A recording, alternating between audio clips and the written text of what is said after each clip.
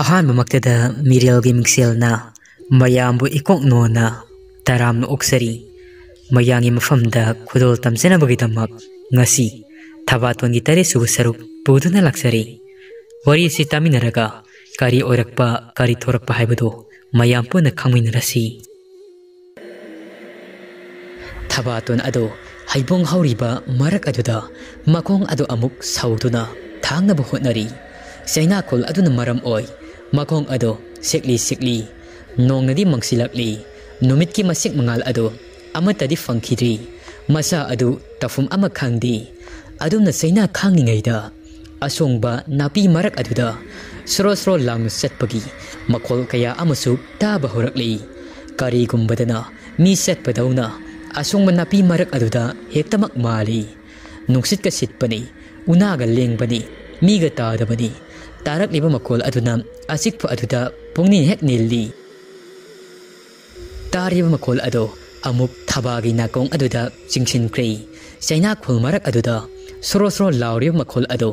ꯀꯔꯣꯝꯗꯒꯤꯅꯣ ꯈꯪꯗꯦ ꯃꯤꯁꯤꯡꯅ ꯁꯤꯡꯕꯤ ꯊꯕꯥꯇꯣꯟ ꯑꯗꯨ ꯇꯁꯦꯡꯅꯃꯛꯀꯤ ꯃꯌꯦꯛ ꯁꯦꯡꯅ ꯇꯥꯔꯨꯔꯤ ꯃꯁꯥꯒꯤ ꯆꯩꯅꯥꯈꯣꯜ ꯑꯗꯨ ꯀꯥꯎꯊꯣꯛꯇꯨꯅ ꯃꯈꯣꯜ ꯑꯗꯨ ꯃꯍꯥꯛꯀꯤ ꯄꯨꯛꯅꯤꯡ ꯑꯗꯨꯗ ꯆꯤꯡꯁꯤꯟꯈ꯭ꯔꯦ ꯃꯁꯥꯒꯤ ꯑꯅꯥꯕ ꯑꯗꯨ ꯄꯨꯡꯀꯥꯎ ꯀꯥꯎꯈ꯭ꯔꯤ ꯃꯃꯤꯠ ꯑꯅꯤ ꯑꯗꯨ ꯐꯂꯞ ꯐꯂꯞ ꯑꯀꯣꯏꯕ ꯑꯗꯨꯗ ꯑꯃꯨꯛ ꯌꯦꯡꯉꯤ ꯍꯩꯕꯣꯡ ꯃꯅꯥꯛ ꯑꯗꯨꯗ ꯀꯦꯜꯂꯤꯕ ꯑꯀꯪꯕ ꯎꯅꯥꯁꯤꯡ ꯑꯗꯨꯅ ꯂꯩꯃꯥꯏꯗ ꯇꯥꯗꯨꯅ ꯀꯦꯜꯂꯒ ꯀꯅꯥꯒꯨꯝꯕ ꯑꯃꯅ ꯃꯍꯥꯛꯀꯤ ꯈꯣꯡꯊꯥꯡ ꯃꯈꯣꯜ ꯑꯗꯨꯅ ꯆꯣꯏꯖꯥꯏꯅꯗꯨꯅ ꯑꯀꯪꯕ ꯎꯅꯥ ꯑꯗꯨꯗ ꯇꯥꯟꯊꯥ ꯍꯥꯞꯂꯤ ꯊꯕꯥꯇꯣꯟ ꯑꯗꯨ ꯑꯀꯣꯏꯕ ꯑꯗꯨꯗ ꯌꯦꯡꯕꯗꯤ ꯂꯦꯞꯂꯝꯗꯦ ꯂꯦꯞꯇꯨꯅ ꯁꯤꯠꯄ ꯅꯨꯡꯁꯤꯠ ꯃꯔꯛ ꯑꯗꯨꯗ ꯆꯩꯅꯥ ꯑꯗꯨꯅ ꯃꯍꯥꯛ ꯑꯗꯨ ꯈꯨꯗꯨꯝ ꯆꯟꯕꯗꯤ ꯉꯝꯗꯦ ꯃꯁꯥꯗ ꯐꯥꯎꯕ ꯈꯪꯅꯤꯡꯕꯒꯤ ꯂꯥꯡꯇꯛꯅꯕ ꯑꯗꯨꯅ ꯃꯈꯣꯡ ꯂꯩꯊꯦꯛꯂꯕꯁꯨ ꯍꯩꯕꯣꯡ ꯃꯈꯣꯡ ꯑꯗꯨꯗ ꯁꯧꯗꯨꯅ ꯈꯨꯠꯄꯥꯏ ꯆꯦꯠꯅ ꯄꯥꯏꯗꯨꯅ ꯁꯧꯗꯨꯅ ꯌꯦꯡꯂꯤ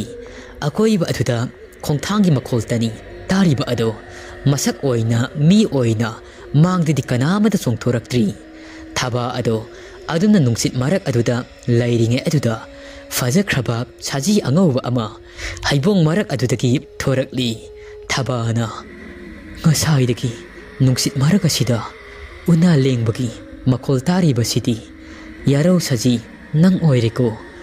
ꯀꯌꯥꯗ ꯐꯖꯔꯤꯕ ꯌꯥꯔꯧ ꯁꯥꯅꯣ ꯑꯗꯨꯕꯨ ꯑꯩꯗꯤ ꯑꯃꯨꯛꯇꯕꯨ ꯎꯈꯤꯗ꯭ꯔꯤ ꯑꯃꯨꯛꯇꯕꯨ ꯇꯥꯈꯤꯗ꯭ꯔꯤ ꯀꯅꯥꯒꯤ ꯃꯆꯤꯜꯗꯒꯤꯅꯣ ꯁꯖꯤꯒꯤ ꯃꯆꯨꯗꯤ ꯑꯉꯧꯕꯅꯤ ꯑꯗꯨꯕꯨ ꯉꯁꯤ ꯑꯩꯅ ꯎꯔꯤꯕ ꯌꯥꯔꯧ ꯁꯥꯅꯪꯒꯤ ꯃꯆꯨꯁꯤ ꯀꯔꯤꯅꯣ ꯆꯥꯅꯃꯛꯀꯤ ꯑꯩꯒꯤ ꯃꯤꯠꯃꯥꯡ ꯑꯁꯤꯗ ꯎꯔꯤꯕ ꯁꯖꯤ ꯅꯪꯒꯤ ꯀꯨꯂꯩ ꯀꯨꯆꯨ ꯑꯁꯤꯕꯨ ꯑꯉꯧꯕ꯭ꯔꯥ ꯁꯖꯤ ꯑꯉꯧꯕ ꯑꯗꯨꯒꯤ ꯇꯔꯥꯎ ꯇꯔꯥꯎꯕ ꯃꯤꯠꯁꯅꯥ ꯑꯅꯤ ꯑꯗꯨꯅ ꯊꯕꯥ ꯑꯗꯨ ꯃꯤꯁꯨꯝꯕ ꯃꯤꯠꯌꯦꯡ ꯑꯃꯅ ꯃꯨꯟꯅ ꯌꯦꯡꯗꯨꯅ ꯂꯩꯔꯤ ꯁꯖꯤ ꯑꯗꯨ ꯇꯐꯤꯡ ꯇꯐꯥꯏ ꯑꯣꯏꯅ ꯊꯕꯥꯅ ꯂꯦꯞꯂꯤꯕ ꯍꯩꯕꯣꯡ ꯃꯈꯣꯡ ꯑꯗꯨ ꯇꯝꯅ ꯆꯦꯟꯁꯤꯜꯂꯛꯂꯤ ꯌꯥꯔꯧꯁꯥ ꯑꯗꯨꯅ ꯊꯕꯥ ꯑꯗꯨ ꯍꯧꯖꯤꯛꯇꯤ ꯄꯨꯡꯁꯨꯝ ꯍꯦꯛ ꯁꯨꯝꯈ꯭ꯔꯤ ꯊꯕꯥꯒꯤ ꯃꯤꯠꯌꯦꯡꯒ ꯁꯖꯤ ꯑꯉꯧꯕ ꯑꯗꯨꯒꯤ ꯃꯤꯠꯌꯦꯡ ꯑꯅꯤꯃꯛꯇꯣ ꯃꯤꯆꯥꯅꯩ ꯊꯕꯥꯇꯣꯟ ꯑꯉꯧꯕ ꯁꯖꯤ ꯑꯗꯨꯒꯤ ꯃꯤꯠꯌꯦꯡ ꯑꯗꯨꯗ ꯃꯍꯥꯛ ꯑꯗꯨ ꯇꯥꯏꯕꯪꯄꯥꯟ ꯑꯃꯗ ꯄꯨꯗꯨꯅ ꯆꯠꯂꯝꯃꯤ ꯁꯖꯤꯒꯤ ꯇꯥꯊꯛꯄ ꯃꯤꯠꯌꯦꯡ ꯑꯗꯨꯅ ꯀꯣꯡꯒꯣꯏ ꯊꯧꯔꯤ ꯑꯣꯏꯗꯨꯅ ꯃꯍꯥꯛꯀꯤ ꯄꯨꯛꯅꯤꯡ ꯋꯥꯈꯜ ꯄꯨꯝꯕ ꯑꯗꯨ ꯐꯥꯖꯤꯟꯈꯤꯕꯗꯧꯅ ꯁꯤꯡꯗꯨꯅ ꯄꯨꯈꯤꯕꯗꯧꯅ ꯇꯧꯔꯛꯂꯤ ꯊꯕꯥ ꯁꯖꯤ ꯑꯗꯨ ꯎꯕꯗ ꯃꯍꯥꯛꯀꯤ ꯑꯅꯥꯕ ꯃꯍꯥꯛꯀꯤ ꯃꯈꯣꯡ ꯂꯩꯊꯤꯈꯤꯕꯒꯤ ꯆꯩꯅꯥꯈꯣꯜ ꯑꯗꯨ ꯄꯨꯡꯀꯥꯎ ꯍꯦꯛ ꯀꯥꯎꯈ꯭ꯔꯦ ꯍꯥꯟꯅ ꯍꯩꯕꯣꯡ ꯑꯗꯨꯗ ꯁꯧꯗꯨꯅ ꯂꯦꯞꯂꯝꯕ ꯑꯗꯨ ꯀꯔꯤꯃꯇ ꯁꯧꯈꯤꯗ꯭ꯔꯤ ꯃꯈꯣꯡ ꯈꯣꯡꯊꯥꯡ ꯑꯗꯨ ꯍꯥꯟꯅꯒꯤ ꯐꯤꯕꯝ ꯑꯗꯨꯗ ꯀꯔꯤꯃꯇ ꯇꯧꯗꯨꯅ ꯑꯃꯨꯛ ꯊꯥꯡꯕ ꯍꯧꯔꯛꯂꯤ ꯁꯖꯤ ꯑꯗꯨꯒꯤ ꯃꯅꯥꯛ ꯇꯝꯅ ꯃꯍꯥꯛ ꯆꯪꯁꯤꯜꯂꯛꯂꯤ ꯑꯗꯨꯒ ꯌꯥꯔꯧꯁꯥ ꯑꯗꯨꯕꯨ ꯅꯨꯡꯁꯤꯅ ꯃꯨꯟꯅ ꯌꯦꯡꯉꯤ ꯑꯗꯨꯒ ꯌꯦꯠ ꯊꯪꯕ ꯈꯨꯠ ꯑꯗꯨꯅ ꯁꯖꯤ ꯑꯗꯨꯕꯨ ꯅꯨꯡꯁꯤꯅ ꯅꯥꯟꯊꯕꯤ ꯁꯖꯤ ꯑꯗꯨꯁꯨ ꯀꯔꯤꯃꯇ ꯇꯧꯗꯦ ꯃꯁꯤ ꯁꯨꯡꯂꯦꯡ ꯂꯦꯡꯗꯦ ꯈꯖꯤꯛ ꯐꯥꯎꯕ ꯌꯥꯅꯤꯡꯗꯕꯒꯤ ꯃꯑꯣꯡꯁꯨ ꯀꯔꯤꯃꯇ ꯇꯧꯗꯦ ꯌꯨꯝꯗ ꯂꯣꯏꯕ ꯌꯨꯝꯁꯥꯒꯨꯝ ꯅꯤꯡꯊꯤꯖꯅ ꯑꯌꯨꯛ ꯅꯨꯡꯊꯤꯜ ꯅꯨꯃꯤꯗꯥꯡ ꯑꯍꯨꯝꯃꯛꯇ ꯂꯣꯏꯅꯕꯒꯨꯝꯅ ꯁꯖꯤ ꯑꯗꯨꯁꯨ ꯊꯕꯥꯅ ꯅꯥꯟꯊꯕꯤꯕ ꯑꯗꯨꯗ ꯑꯁꯨꯛꯀꯤ ꯃꯇꯤꯛ ꯀꯦꯖꯩ ꯁꯖꯤ ꯑꯗꯨꯅ ꯍꯦꯟꯅ ꯑꯣꯏꯅꯖꯔꯝꯃꯤ ꯊꯕꯥꯒꯤ ꯃꯐꯝꯗ ꯊꯕꯥꯅ ꯃꯆꯤꯜꯗ ꯑꯁꯨꯝꯅ ꯁꯣꯜꯂꯤ ꯍꯦ ꯌꯥꯔꯧꯁꯥ ꯅꯪꯕꯨ ꯆꯤꯡꯃꯥꯏ ꯑꯁꯤꯗ ꯆꯥꯛꯇꯥꯕ꯭ꯔꯥ ꯅꯄꯥꯡ ꯀꯅꯥ ꯌꯥꯎꯗ ꯅꯪꯁꯨ ꯑꯩꯒꯨꯝꯅ ꯂꯣꯏꯕꯤ ꯆꯤꯡꯃꯥꯏ ꯑꯁꯤꯗ ꯅꯊꯟꯗ ꯀꯣꯏꯅ ꯆꯠꯄ꯭ꯔꯥ ꯁꯖꯤ ꯑꯗꯨꯅꯗꯤ ꯀꯔꯤꯗꯤ ꯄꯥꯎꯈꯨꯝ ꯄꯤꯔꯛꯀꯅꯤ ꯊꯕꯥꯒꯤ ꯋꯥꯍꯩ ꯑꯗꯨꯗ ꯑꯗꯨꯝꯅ ꯁꯖꯤ ꯑꯗꯨꯒ ꯄꯨꯟꯅ ꯂꯩꯔꯤꯉꯩꯗ ꯃꯅꯥꯛ ꯑꯗꯨꯋꯥꯏꯗ ꯀꯩ ꯑꯃꯅ ꯈꯪꯈꯣꯡ ꯈꯣꯡꯂꯛꯏ꯫ ꯀꯩ ꯑꯗꯨꯁꯨ ꯑꯣꯟꯊꯣꯛꯅ ꯍꯧꯅ ꯈꯣꯡꯂꯛꯏ꯫ ꯃꯆꯤꯟꯖꯥꯛ ꯐꯪꯗꯕꯗꯒꯤ ꯃꯕꯨꯛ ꯂꯥꯝꯂꯕ ꯄꯥꯝꯕ ꯀꯩ ꯑꯃ ꯍꯩꯕꯣꯡ ꯃꯔꯛ ꯑꯗꯨꯗ ꯅꯨꯃꯤꯠꯅ ꯆꯤꯡꯌꯥ ꯊꯪꯂꯛꯄ ꯃꯇꯝ ꯑꯁꯤꯗ ꯆꯥꯛꯇꯥꯕ ꯊꯣꯔꯛꯂꯤ꯫ ꯀꯩꯅ ꯈꯣꯡꯕ ꯇꯥꯔꯒ ꯅꯨꯡꯁꯤꯕ ꯃꯇꯧ ꯎꯠꯂꯝꯕ ꯁꯖꯤ ꯑꯉꯧꯕ ꯑꯗꯨꯒꯤ ꯃꯤꯠꯌꯦꯡ ꯑꯗꯨ ꯄꯥꯈꯠꯄ ꯊꯀꯠꯄ ꯐꯥꯎꯔꯛꯂꯤ꯫ ꯁꯖꯤ ꯑꯗꯨꯒꯤ ꯃꯥꯏꯊꯣꯡꯗ ꯇꯥꯔꯝꯕ ꯍꯔꯥꯎ ꯃꯣꯟ ꯃꯤꯅꯣꯛ ꯑꯗꯨ ꯄꯨꯝꯅꯃꯛ ꯃꯤꯀꯨꯞ ꯑꯃꯗ ꯈꯪꯃꯥꯡ ꯃꯥꯡꯈ꯭ꯔꯤ꯫ ꯁꯖꯤ ꯑꯗꯨꯒꯤ ꯃꯇꯧ ꯑꯗꯨ ꯊꯕꯥꯁꯨ ꯅꯨꯡꯉꯥꯏꯖꯔꯝꯗꯦ꯫ ꯁꯖꯤ ꯑꯗꯨꯗ ꯅꯠꯇ ꯇꯥꯔꯤꯕ ꯀꯩ ꯉꯪꯕꯒꯤ ꯃꯈꯣꯜ ꯑꯗꯨꯅ ꯊꯕꯥ ꯑꯗꯨ ꯑꯀꯤꯕ ꯃꯤꯄꯥꯏꯕ ꯐꯥꯎꯍꯜꯂꯤ꯫ ꯁꯖꯤ ꯑꯉꯧꯕ ꯑꯗꯨ ꯀꯩ ꯈꯣꯡꯕ ꯑꯗꯨꯒꯤ ꯃꯈꯣꯜ ꯇꯥꯕꯗ ꯇꯪꯗꯨ ꯂꯩꯇꯥꯅ ꯂꯩꯕ ꯌꯥꯔꯛꯇ꯭ꯔꯤ꯫ ꯃꯐꯝ ꯑꯗꯨ ꯊꯥꯗꯣꯛꯇꯨꯅ ꯃꯊ꯭ꯋꯥꯏ ꯍꯤꯡꯅꯕ ꯊꯨꯅ ꯌꯥꯡꯅ ꯄꯤꯔꯣꯏꯅꯕ ꯅꯤꯡꯉꯝꯗ꯭ꯔꯕ ꯃꯤꯠꯌꯦꯡ ꯑꯃꯗ ꯊꯕꯥ ꯑꯗꯨ ꯑꯃꯨꯛꯇꯪ ꯆꯤꯡꯅ ꯌꯦꯡꯂꯝꯂꯒ ꯑꯁꯣꯡꯕ ꯅꯥꯄꯤ ꯃꯔꯛ ꯑꯗꯣꯝꯗ ꯁꯖꯤ ꯑꯉꯧꯕ ꯑꯗꯨ ꯇꯥꯐꯤꯡ ꯇꯥꯐꯤꯡ ꯆꯦꯟꯁꯤꯟꯈ꯭ꯔꯦ꯫ ꯊꯕꯥꯇꯣꯟꯁꯨ ꯃꯁꯥ ꯑꯗꯨ ꯄꯥꯈꯠꯄꯒ ꯊꯀꯠꯄꯒ ꯇꯧꯐꯝ ꯈꯪꯗꯦ꯫ ꯃꯁꯥ ꯄꯨꯝꯕ ꯑꯗꯨ ꯍꯨꯃꯥꯡꯅ ꯄꯨꯡꯆꯣꯠ ꯆꯣꯠꯂꯤ꯫ ꯃꯁꯥꯗ ꯂꯣꯏꯅꯔꯝꯕ ꯊꯥꯡ ꯑꯗꯨꯗꯤ ꯑꯗꯨꯃꯛ ꯉꯁꯤꯗꯤ ꯃꯁꯥꯗ ꯂꯣꯏꯅꯗꯨꯅ ꯂꯥꯛꯂꯤ꯫ ꯑꯗꯨꯕꯨ ꯂꯨꯔꯤꯕꯗꯤ ꯄꯥꯝꯕ ꯀꯩ ꯑꯁꯤ ꯀꯔꯝꯅ ꯃꯥꯌꯣꯛꯅꯒꯅꯤ ꯍꯥꯏꯕꯁꯤꯅꯤ꯫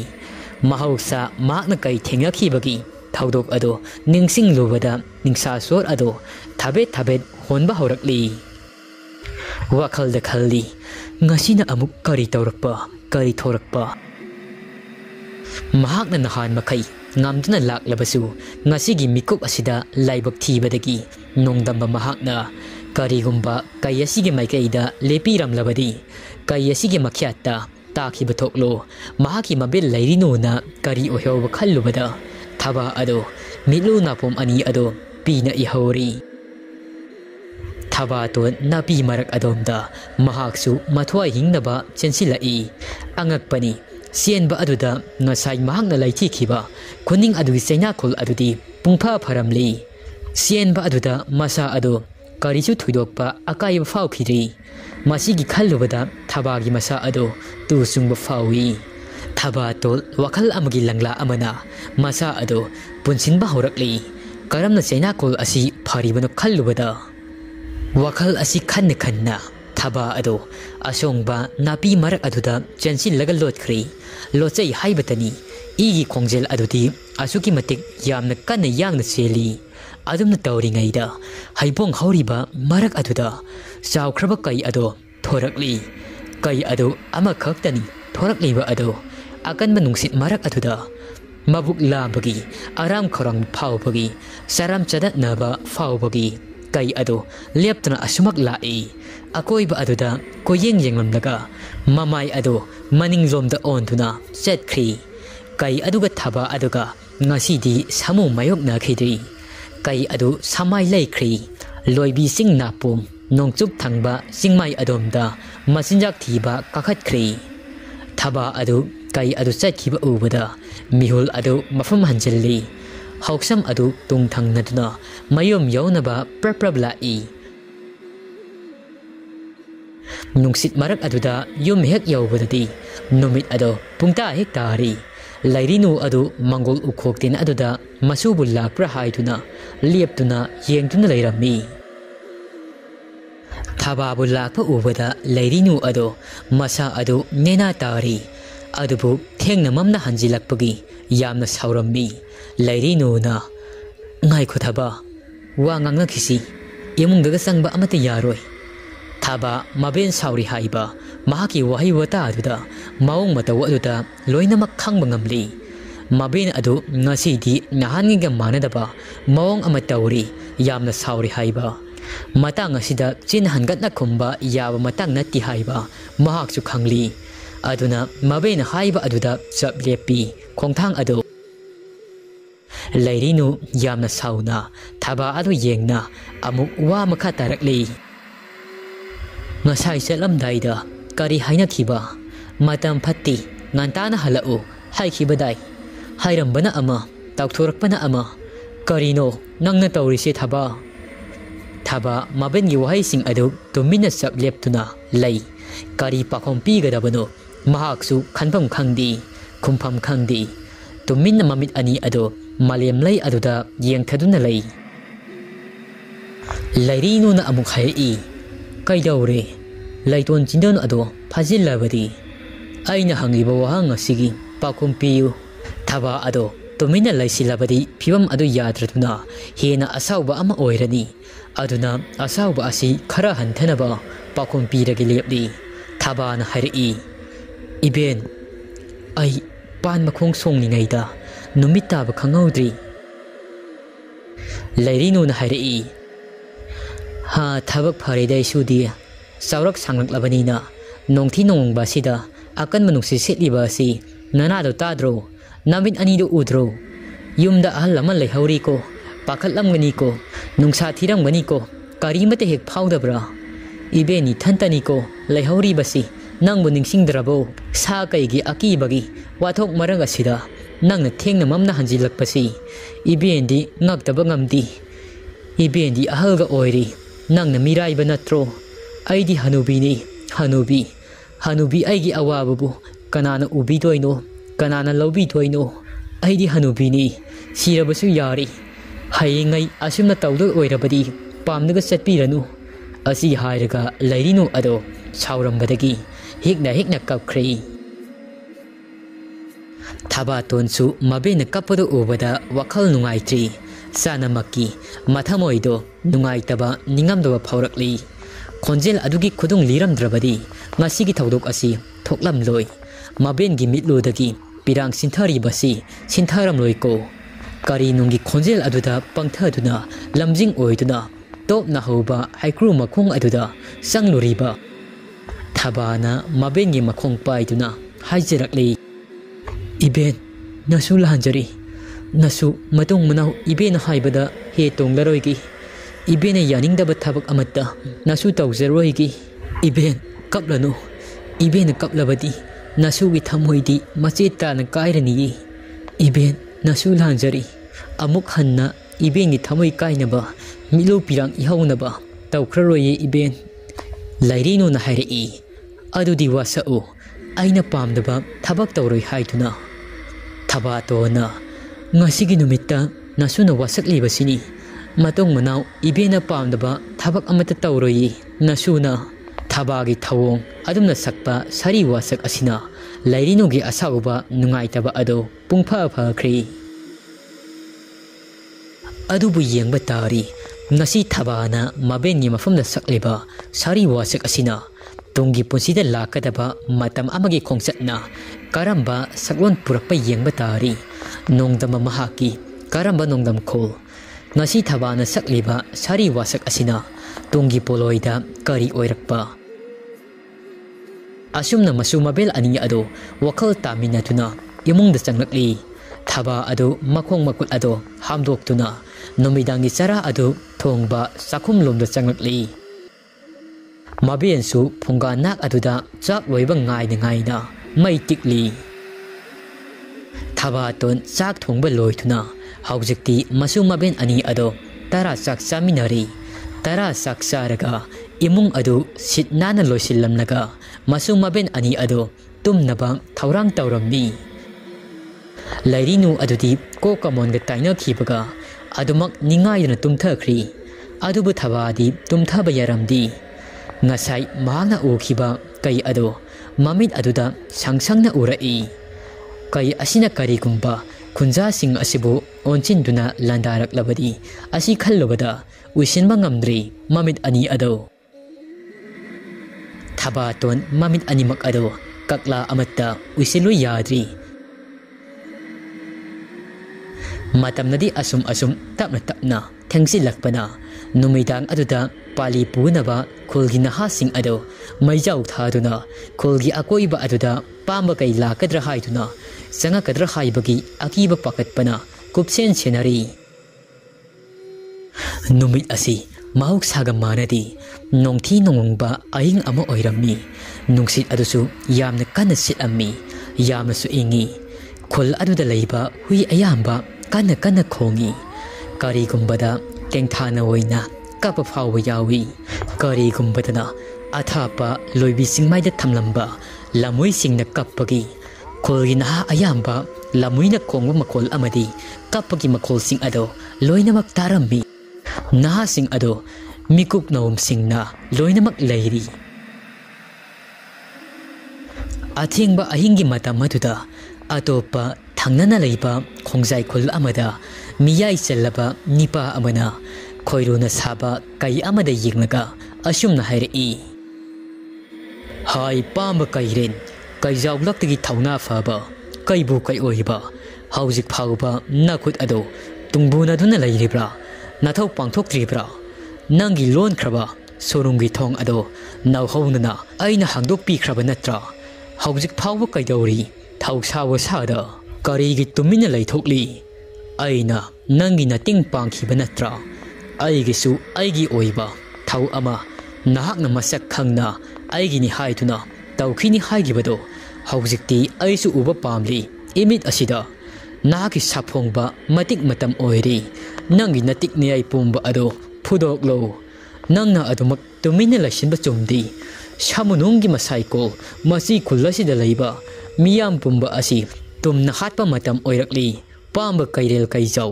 ꯅꯪ ꯑꯃꯗꯤ ꯅꯪꯒꯤ ꯈꯣꯡꯂꯣꯏ ꯇꯔꯦꯠꯀꯤ ꯅꯆꯤꯟꯖꯥꯛ ꯑꯣꯏꯖꯔꯣ꯫ ꯈꯨꯜꯒꯤ ꯃꯤꯌꯥꯝ ꯄꯨꯝꯕ ꯑꯗꯣ ꯃꯇꯝ ꯌꯧꯔꯛꯂꯤ꯫ ꯃꯁꯤ ꯈꯨꯜꯒꯤ ꯈꯨꯜꯂꯥꯛꯄ ꯑꯩꯒꯤ ꯌꯦꯛꯅꯕ ꯑꯁꯤ ꯄꯥꯝꯕ ꯀꯩꯔꯦꯜ ꯀꯩꯖꯥꯎ, ꯀꯩꯕꯨ ꯀꯩ ꯑꯣꯏꯕ ꯅꯪꯅ ꯁꯔꯥꯛ ꯇꯝꯂꯣ, ꯀꯩꯔꯦꯟꯅ ꯌꯥꯊꯣꯡ ꯂꯣꯂꯣ꯫ ꯑꯁꯨꯝꯅ ꯃꯤꯌꯥꯏ ꯑꯣꯏꯔꯕ ꯅꯤꯄꯥ ꯑꯗꯨꯅ ꯊꯝꯃꯝꯕ ꯑꯍꯤꯡ ꯑꯗꯨꯗ ꯈꯣꯡꯖꯥꯏ ꯈꯨꯜ ꯑꯗꯨꯒꯤ ꯃꯤꯅ ꯆꯪꯕ ꯀꯤꯅꯕ ꯂꯩꯔꯦꯟ ꯈꯣꯡ ꯀꯧꯕ ꯈꯣꯡꯂꯝ ꯑꯃꯒꯤ ꯃꯄꯥꯗ ꯀꯩꯕꯨ ꯀꯩ ꯑꯣꯏꯕ ꯑꯗꯨꯒꯤ ꯃꯊ꯭ꯋꯥꯏ ꯃꯤ ꯑꯗꯣ ꯀꯧꯗꯨꯅ ꯃꯤꯆꯤꯛ ꯃꯤꯔꯥꯎꯀꯨꯜ ꯇꯥꯗ꯭ꯔꯕ ꯑꯍꯤꯡꯒꯤ ꯃꯇꯝ ꯑꯗꯨꯗ ꯀꯟꯅ ꯁꯥꯟꯅꯔꯤ꯫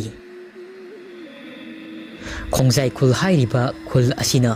ꯂꯥꯏꯃꯇꯣꯜ ꯆꯤꯡꯒꯤꯅ ꯃꯈꯥ ꯊꯪꯕ ꯃꯥꯏꯀꯩꯗ ꯂꯩꯕ ꯇꯣꯞꯅ ꯈꯨꯟꯗꯥꯗꯨꯅ ꯂꯩꯕ ꯈꯨꯜ ꯑꯃꯅꯤ꯫ ꯈꯨꯜ ꯑꯅꯤ ꯑꯁꯤ ꯃꯪꯂꯝ ꯆꯠꯀꯤ ꯃꯇꯝꯗꯒꯤ ꯂꯝꯒꯤ ꯋꯥꯍꯧꯗꯒꯤ ꯃꯆꯤ ꯑꯃꯗꯤ ꯈꯣꯡꯖꯥꯏ ꯈꯨꯜ ꯑꯅꯤ ꯑꯁꯤ ꯅꯤꯡꯉꯥꯏ ꯁꯪꯗꯥꯅꯗꯨꯅ ꯈꯨꯠ ꯊꯣꯛꯅꯕ ꯊꯧꯗꯣꯛ ꯀꯌꯥ ꯑꯃꯁꯨ ꯊꯣꯛꯈ꯭ꯔꯦ꯫ ꯈꯨꯜ ꯑꯅꯤ ꯑꯁꯤ ꯂꯥꯏꯃꯇꯣꯜ ꯆꯤꯡꯒꯤꯅ ꯈ꯭ꯋꯥꯏꯗꯒꯤ ꯋꯥꯡꯕ ꯁꯥꯃꯨꯅꯨꯡ ꯀꯧꯕ ꯊꯦꯟ ꯑꯃ ꯂꯩ꯫ ꯊꯦꯟ ꯑꯁꯤ ꯑꯔꯨꯕ ꯂꯥꯏꯐꯝ ꯇꯤꯟꯐꯝꯅꯤ꯫ ꯊꯦꯟ ꯑꯁꯤ ꯈꯣꯡꯖꯥꯏ ꯑꯃꯗꯤ ꯃꯆꯤꯅ ꯃꯄꯥ ꯃꯄꯨꯁꯤꯡꯒꯤ ꯂꯝꯅꯤ ꯍꯥꯏꯗꯨꯅ ꯌꯦꯠꯅꯗꯨꯅ ꯂꯥꯛꯈꯤ꯫ ꯂꯝꯒꯤ ꯋꯥꯍꯧꯗꯒꯤ ꯃꯤꯁꯤ ꯃꯤꯅ ꯀꯌꯥꯅꯤ꯫ ꯊꯦꯟ ꯑꯁꯤꯒꯤ ꯄꯥꯝꯕꯣꯝ ꯌꯦꯠ ꯑꯣꯏ ꯆꯤꯡꯁꯥꯅꯄꯣꯝ ꯑꯅꯤꯅ ꯃꯆꯤ ꯑꯃꯗꯤ ꯈꯣꯡꯖꯥꯏ ꯈꯨꯜꯅ ꯆꯤꯡꯁꯥꯅꯄꯣꯝꯅ ꯁꯟꯗꯣꯛꯂꯤꯕ ꯑꯗꯨꯗ ꯈꯨꯟꯗꯥ ꯂꯩꯇꯥꯔꯤꯕꯅꯤ꯫ ꯑꯗꯨꯕꯨ ꯃꯔꯧ ꯂꯩꯕ ꯈꯣꯡꯖꯥꯏꯗꯤ ꯍꯧꯈꯤꯕ ꯃꯪꯂꯝ ꯆꯠꯀꯤ ꯊꯧꯗꯣꯛ ꯑꯗꯣ ꯅꯤꯡꯁꯤꯡꯗꯨꯅ ꯃꯄꯥ ꯃꯄꯨꯁꯤꯡꯒꯤ ꯂꯣꯔꯦꯟ ꯀꯛꯈꯤꯕ ꯏꯅ ꯏꯈꯦꯡ ꯆꯦꯟꯈꯤꯕꯁꯤꯡ ꯑꯗꯨꯒꯤ ꯂꯃꯟ ꯈꯨꯝꯕ ꯑꯣꯏꯅ ꯃꯪꯆꯠ ꯇꯥꯟꯕ ꯑꯣꯏꯕꯅ ꯃꯤꯌꯥꯏ ꯆꯜꯂꯕ ꯅꯤꯄꯥ ꯑꯁꯤꯅ ꯀꯩꯕꯨ ꯀꯩꯑꯣꯏꯕꯁꯤꯕꯨ ꯃꯍꯥꯛꯀꯤ ꯇꯣꯞꯅ ꯂꯩꯕ ꯇꯥꯏꯕꯪꯄꯥꯟ ꯑꯗꯨꯗꯒꯤ ꯑꯃꯨꯛ ꯅꯧꯅ ꯀꯧꯊꯣꯛꯇꯨꯅ ꯀꯩꯕꯨ ꯀꯩꯑꯣꯏꯕꯁꯤꯒꯤ ꯊꯋꯥꯏ ꯃꯤ ꯁꯥꯟꯅꯗꯨꯅ ꯃꯆꯤ ꯈꯨꯟꯒꯤ ꯈꯨꯜꯂꯥꯛꯄ ꯑꯃꯗꯤ ꯈꯨꯟꯖꯥꯁꯤꯡꯒꯤ ꯃꯊꯛꯇ ꯃꯆꯤ ꯈꯨꯟ ꯑꯁꯤ ꯑꯋꯥꯐꯝꯗ ꯇꯥꯅꯕ ꯄꯣꯔꯝ ꯑꯃ ꯁꯤꯟꯕ ꯍꯧꯔꯛꯂꯤ꯫ ꯑꯊꯦꯡꯕ ꯃꯤꯆꯤꯛ ꯃꯤꯔꯥꯎꯈꯨꯜ ꯇꯥꯗ꯭ꯔꯕ ꯊꯝꯃꯝꯕ ꯑꯍꯤꯡ ꯑꯁꯤꯗ ꯃꯄꯥꯡ ꯀꯅꯥ ꯌꯥꯎꯗ ꯂꯩꯔꯦꯟ ꯈꯣꯡ ꯑꯗꯨꯗ ꯈꯣꯏꯔꯣꯅ ꯃꯤꯇꯝ ꯁꯥꯕ ꯄꯥꯝꯕ ꯀꯩ ꯑꯗꯣ ꯈꯣꯡ ꯑꯗꯨꯒꯤ ꯃꯄꯥ ꯏꯁꯤꯡꯒ ꯇꯥꯏꯅꯕ ꯃꯄꯥ ꯆꯥꯕ ꯑꯃꯗ ꯂꯥꯒꯤ ꯂꯥꯇꯣꯟ ꯊꯛꯇ ꯐꯖꯅ ꯊꯝꯃꯤ꯫ ꯃꯤꯌꯥꯏ ꯆꯜꯂꯕ ꯅꯤꯄꯥ ꯑꯗꯨꯅ ꯈꯣꯏꯔꯣꯅ ꯁꯥꯕ ꯀꯩ ꯑꯗꯨꯗ ꯑꯃꯨꯛ ꯌꯦꯡꯅ ꯑꯁꯨꯝꯅ ꯍꯥꯏꯔꯛꯏ꯫ ꯃꯇꯝ ꯌꯧꯔꯛꯂꯦ ꯁꯥꯐꯣꯡꯂꯣ, ꯅꯊꯧꯅ ꯅꯔꯤꯡꯖꯦꯟ ꯐꯨꯗꯣꯛꯂꯣ꯫ ꯃꯆꯤ ꯈꯨꯟꯒꯤ ꯃꯤꯑꯣꯏ ꯄꯨꯝꯕ ꯇꯨꯝꯅ ꯍꯥꯠꯂꯣ꯫ ꯄꯥꯝꯕ ꯅꯪꯒꯤ ꯅꯆꯤꯟꯖꯥꯛ ꯑꯣꯏꯔꯣ꯫ ꯇꯧꯕꯇꯕꯨ ꯑꯩꯅ ꯍꯥꯏꯔꯤꯕ ꯃꯤꯑꯣꯏ 10 ꯍꯥꯠꯂꯨ ꯍꯥꯟꯅ꯫ ꯈꯨꯜꯂꯥꯛꯄ ꯑꯁꯤꯗ ꯍꯥꯠꯂꯕ ꯑꯩꯒꯤ ꯃꯤ 9 ꯑꯁꯤꯒꯤ ꯃꯅꯨꯡꯗ ꯑꯃꯅ ꯈꯨꯜꯂꯥꯛꯄ ꯑꯣꯏꯕ ꯃꯆꯤ ꯈꯨꯟꯒꯤ, ꯑꯗꯨꯒ ꯇꯞꯅ ꯇꯞꯅ ꯃꯇꯝ ꯈꯔ ꯈꯨꯟꯖꯥꯁꯤꯡ ꯑꯁꯤꯕꯨ ꯁꯤꯖꯤꯟꯅꯕ ꯌꯥꯕ ꯊꯨꯃꯣꯛꯀꯨꯝꯅ ꯁꯤꯖꯤꯟꯅꯕ ꯂꯣꯏꯔꯒ ꯇꯞꯅ ꯇꯞꯅ ꯃꯈꯣꯏ ꯃꯌꯥꯝ ꯑꯗꯨ ꯍꯥꯠꯄ, ꯑꯗꯨꯒ ꯃꯆꯤ ꯈꯨꯜ ꯑꯁꯤ ꯈꯣꯡꯖꯥꯏ ꯈꯨꯜꯅ ꯂꯧꯁꯤꯟꯗꯨꯅ ꯁꯨꯄꯥꯏ ꯄꯥꯏꯁꯤꯟꯕ ꯑꯁꯤꯅꯤ꯫ ꯃꯆꯤ ꯈꯨꯟꯕꯨ ꯃꯈꯣꯏꯒꯤ ꯑꯣꯏꯕ ꯍꯤꯌꯥꯏ ꯄꯨꯝꯅꯃꯛꯀꯤ ꯇꯨꯡꯅꯐꯝ ꯑꯣꯏꯕ ꯁꯥꯃꯨꯅꯨꯡ ꯊꯦꯜ ꯑꯁꯤꯕꯨ ꯃꯈꯣꯏꯒꯤ ꯑꯣꯏꯕ ꯑꯁꯤꯅꯤ꯫ ꯃꯤꯌꯥꯏ ꯆꯜꯂꯕ ꯅꯤꯄꯥ ꯑꯁꯤꯅ ꯈꯣꯏꯔꯨꯅ ꯁꯥꯕ ꯀꯩ ꯑꯗꯨꯗ ꯂꯩꯋꯥ ꯇꯤꯟꯋꯥ ꯃꯌꯥꯝ ꯑꯃ ꯂꯦꯞꯄ ꯂꯩꯇꯅ ꯁꯣꯜꯂꯤ꯫ ꯑꯗꯨꯝꯅ ꯁꯣꯟꯕꯗꯒꯤ lairel khong aduki laiji ipak adudagi mai haurakli ising manil oina tawi madugi manil sing adusu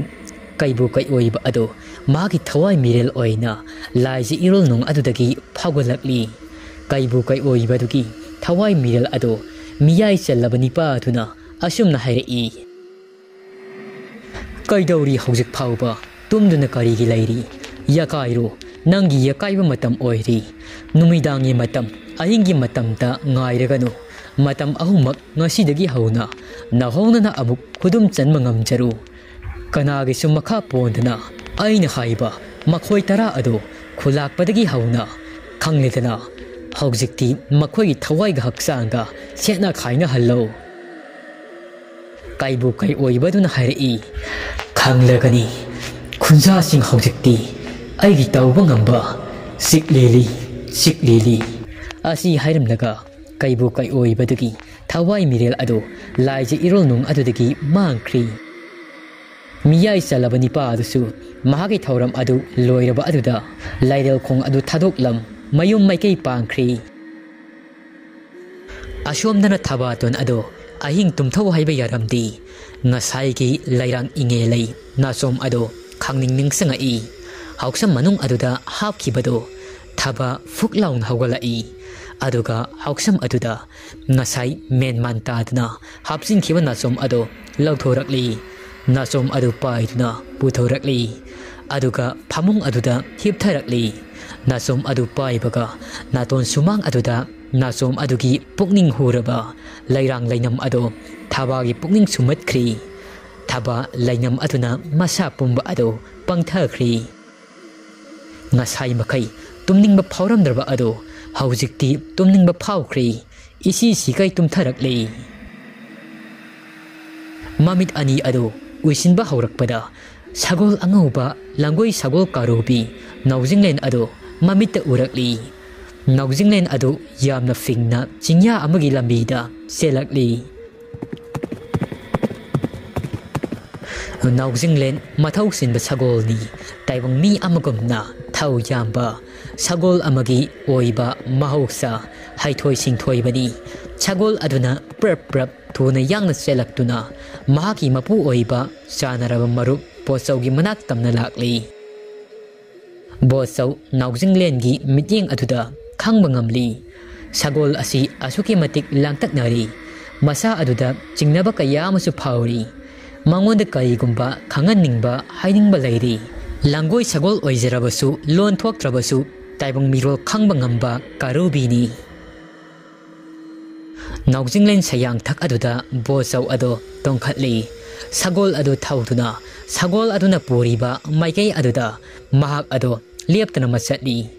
sagol aduna lamjingliba adomda adumak thauduna chatli naujinglen ado thangna pumba ado fudokli nahangi ka manadaba maung amada nahangi senba magi khongjeldagi hena kana yangla seli sagol sayang thak aduda bosau ado sayang kanna pai langoi adu thauri leptuna asum thaurakpana loibi sing adugi khwaidigi maton ithang thangba mapa adu yauri maton adu yaubaga naujinglen ado khongjel taptharakli naujinglen mamai ado makha maikei onduna khongai adumna onba aduda bosoksu uba fangli arapa makha som thangba maikeida yam khraba awalan mi tengol kaya ma khongna saliba adu urakli yeknaba ngasidi lona tuminna landanaba kanglaipak asibu loksinaba haiduna yam khraba lanmi tengol sing ado makusu khulai matik saba paiduna khagi leibak awa leibak tegi loibi singin napum sinwin turengi turel luthupta hi tongduna laklaga lokchau turel yorakli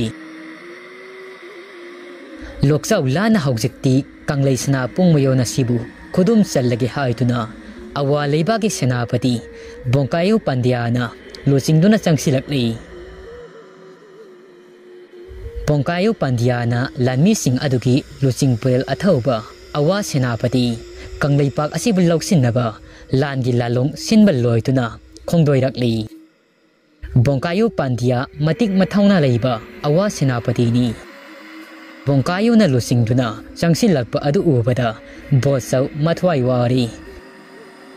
Karamna khudak asida mayoknagani adubu tangai fadana yaknabasing asigi makuttagi kanglay pokpi ima asi kannabagi tamak tangai fadana lanjang sangba tabani lan haibasi amang atagi masakni miyoiba khunai gidi yeknabani lan tawrakpada nokhanba kanasu yaudi ima leibak asi awasingi makhuttagi kannaba khudak asida lanbung yaidaba yararoi haujimak sana kunung satuna leibak ningthauda tamluba tari langi sem saba haujimak loinamak tafum thokpa adu tawtuna